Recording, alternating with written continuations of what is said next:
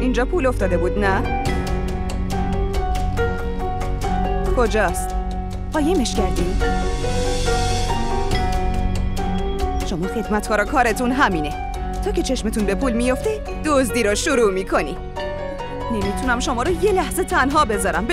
بگو پولمو کجا قایمش کردی؟ بگو. من قایمش نکردم، گذاشتمش توی یه کیشو.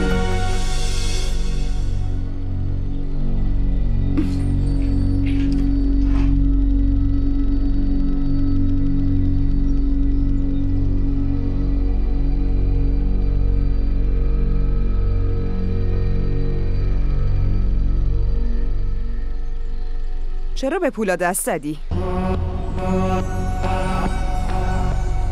من اینا رو عمدن اینجا گذاشته بودم. میخواستم ببینم بهش دست میزنی یا نه.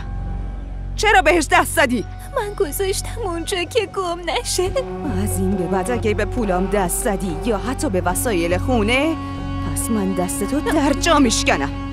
همه ی اتاقا قفل نیستن و منم گاهی میرم مهمونی و اینور اونور. اون وقت تو هر چی دلت خواست بر میداری؟ حواست باشه به هیچ چی دست نزن. فهمیدی؟ بله. همه اینا رو واسه یه امتحان کردن تو گذاشتم. میفهمی؟ بله. بله و بلا.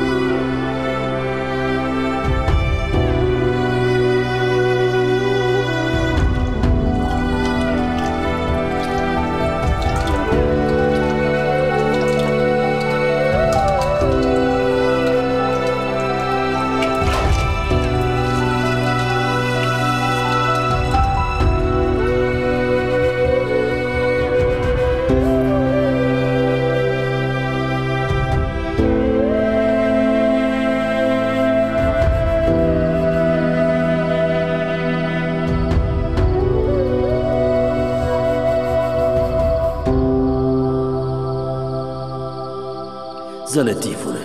اون خانم رئیسی خدمتکار به سن دخترمون میخواست. ببین لطفاً این کارو نکن. اون الان وقت درس خوندنشه. مدرسه باید ثبت نامش کنیم. اگه درس بخونه مزخرف نگو.